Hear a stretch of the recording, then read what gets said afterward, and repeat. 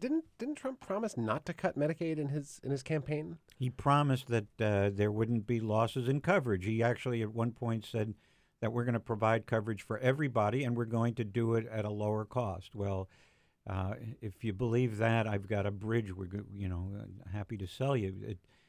This is going to cause lots of people to lose coverage, and it's going to result in people having to pay more out of pocket. By the way, in addition to the subsidies that are provided to people who need assistance once they have coverage, paying for deductibles and co-payments, they get such help under the Affordable Care Act.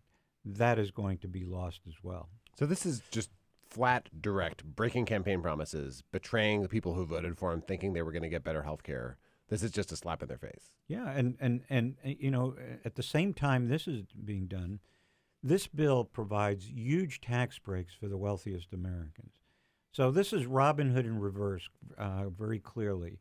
And so those people who voted in Kentucky for Donald Trump, who are depending on the Affordable Care Act, but I don't know how many people who listening to the show have seen the wonderful coverage at Vox. Sarah Cliff wrote a wonderful story about people in Kentucky who are getting the benefits of the Affordable Care Act, who are signing people up for it, and they voted for Donald Trump. And they said, well, we don't believe this is going to happen. Well, it is happening. It's striking because Trump will say he's keeping a campaign promise by repealing the Affordable Care Act. He's breaking his more important campaign promise by taking away people's health coverage. That's right. And, you're either going to break one of those promises or the other. One of them is a lot more morally important than the other, and the morally important promise is the one that he is smashing and shattering. That's right. That's right. Now, one thing I think that people forget is that it's not just those who get Medicaid or who sign up through the individual market who get a benefit from the Affordable Care Act. One of the biggest benefits that everybody gets, if you have employer-sponsored health insurance coverage, before the Affordable Care Act, if you lost your job, you'd be terrified that you would lose your access to health insurance.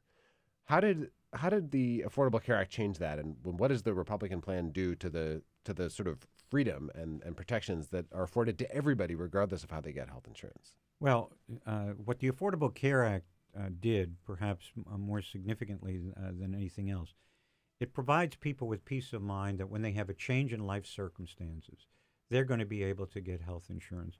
If you want to start a business, if you get laid off, if you have major changes in your life, you can find health coverage someplace, and the individual marketplace was made something that didn't exist before, and it provided help to people.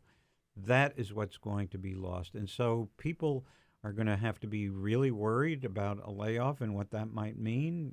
If somebody wants to start a business, it's going to be really difficult for them to get the insurance that they need. So this is going to cause real problems. It makes us less free. It makes us less free if we have to worry where our insurance is going to come from. There's no retention of peace of mind that people had that the Affordable Care Act provided to people. Now, all of this, we've got to say, all of this has a giant asterisk. It's all an if, because all this terrible stuff only happens if they can pass this bill. So the next part of our conversation is about the fight. What do they need to do to make it happen? What do we need to do to stop them from making it happen?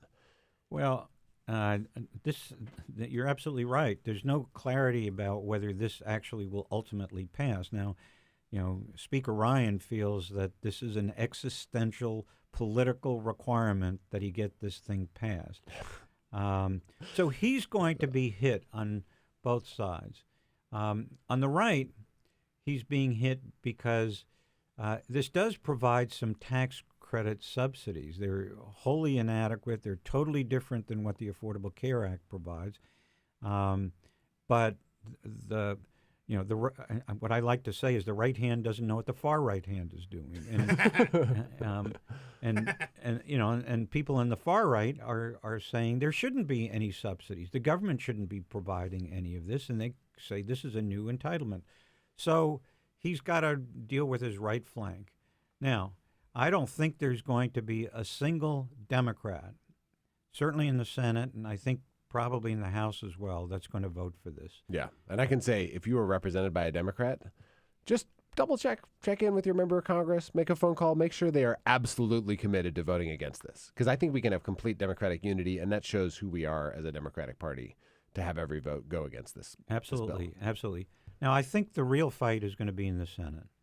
Now, the Republicans are doing this under a procedure that is a misnomer, reconciliation process. Reconciliation sounds like a friendly thing. Sounds lovely. It's a way of sticking it to you.